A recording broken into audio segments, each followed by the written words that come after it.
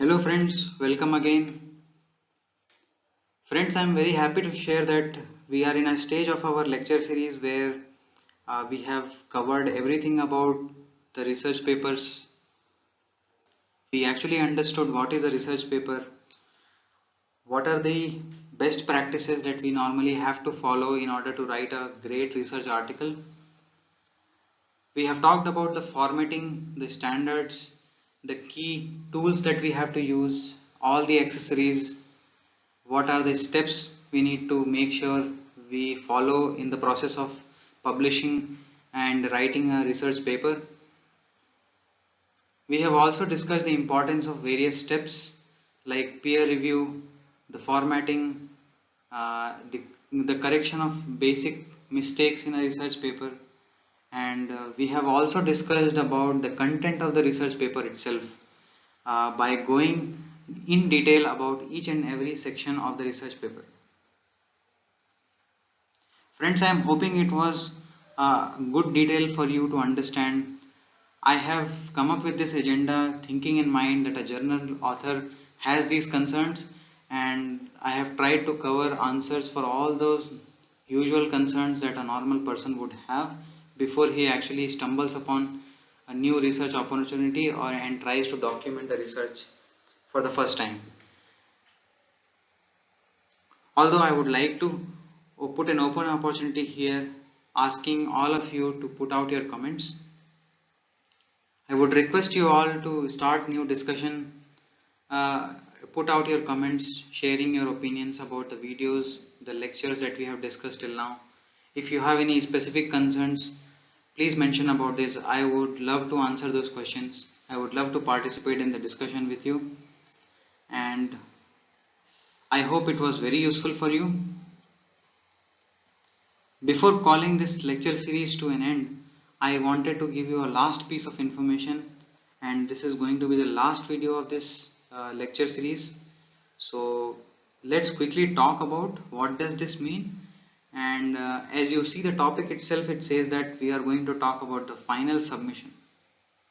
So I assume that if you are following the timeline of this lecture series, most of you might have already been ready with your research papers, or you have documented your research work already. Most of you now would be waiting to publish your uh, papers in the right publishing platforms. I am assuming you would have picked your research platforms if you have research paper with you. Now I want to discuss few things which are very important to understand before you make your final submission, so that everything falls right in place and we understand everything is correct before putting the last stone in this work, right? So let's dig into the slide and understand what all things we need to take care of. So first thing, friends, we need to understand is the checklist, which is very important to finalize before we make the final submission. So the checklist goes something like this. We need to make sure that we adhere to the standard paper format, which is what we have discussed as IEEE paper format, or any kind of paper format for the journal or the publishing platform that you are choosing to go for. Second thing, we need to make sure that the plagiarism check has completed from using the online tools as we discussed earlier, and it does not contain your research work does not contain higher percentage or a larger considerable percentage of duplicate data or copied data. We need to make sure this step is cleared off. The third thing is that make sure your peer review is done and you have made sure that you have incorporated all the review comments, feedbacks, comments in your research papers and have revised the content properly. Fourth point is important to mention because it is very important as a part of formatting that you make sure that the paper alignment looks good. It mostly happens that the alignment that you start with while starting to write your paper was something else, and when you end your research paper and writing your research paper, the alignment looks something different because you are pushing a lot of text to it in different sections. So it often tends to deviate itself, right? So please make sure that the paper alignment is still intact. Another thing to make sure is that make sure that you have properly acknowledged the authors as well as co-authors and their proper details which is required for you to put there. Last point that I would like to mention here is that which is a very important topic uh, from the perspective of the final publishing of the paper, that check how will the paper look in a printable version. So try to see the paper, your Word document or a Word document or any kind of format that you are using to write. Try to print it in a paper and see how your paper actually looks in a printed version. The editing tools often offer a printer view of the paper, right? So you can often look into those kind of views also to understand how your paper will look when it actually is printed on a paper. This step is very important for one of the steps in submission, that is called as camera ready submission. So the first time when you submit something, uh, it is actually something just to be selected. Your research paper is selected first, and then you are going to be asked for a camera ready submission, which simply means that your paper will be published exactly as you submitted. Publisher is not going to reformat or edit before publishing it or before printing it. So we have to be mindful of that we need to understand how the paper will look at the printable version. Now friends, this is the normal guideline or the steps which any kind of publishing house normally follows, or any kind of ways of publication normally follow. So the first step is normally to submit your abstract, that is abstract submission. So abstract is basically what? A short summary of your paper and its intent.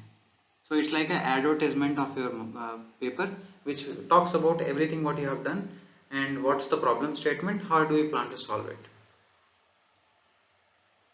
The second round of submission happens, that is called as full paper submission. It happens only when your abstract submission is selected. So full paper submission is actually like a full length research paper in the standard format, whichever format you are actually following. It can be IEEE format or any other journal specific format. Now in case your full paper submission also gets selected, then comes the final round, which is actually the time of publishing. So during the time of publishing, normally the journals or the publishing houses, they ask you to submit a camera ready submission, which is going to be printed as it is by the publisher. Now why this is very important is that, again I will tell you about this, because suppose you have images, text or tables, numbers or any kind of pictorial representations are present in your research paper. When you print it out on a piece of paper, you may not see all those details in a very clearer fashion. While working with the tool itself, editing tool itself, you might be able to zoom the data and you might not be feeling that this data will be invisible or it will be difficult to read in an actual printed version. So it is important for us to read the paper in a printed version and then try to figure out whether it is going to be good enough for the publication or not. Now that we have understood and put out our final submission to the publisher, we need to understand what to expect after final submission. So the first point is just keep waiting for the feedback from the review team and keep your fingers crossed. If the result is positive, it's good for you, keep it up. But in case the result is negative, you have some of the important things that you may want to take care of before you again republish something either in the same publisher or in the new publisher. So let's carefully review each and every point. The first thing that you should do if your paper is rejected is carefully analyze the feedback and figure out deficiencies in your paper. We have to carefully understand each and every review comment and what does it signify. Using that understanding, try to understand what's wrong with your paper and keep a note of all those things. Second thing, fix current paper and get it reviewed by the publisher if possible. Third thing is that make sure to fix publisher review comments before republishing it. It is very important. Otherwise, you are going to end up in the same rejection as earlier, and it's going to be just simply a waste of time for the author.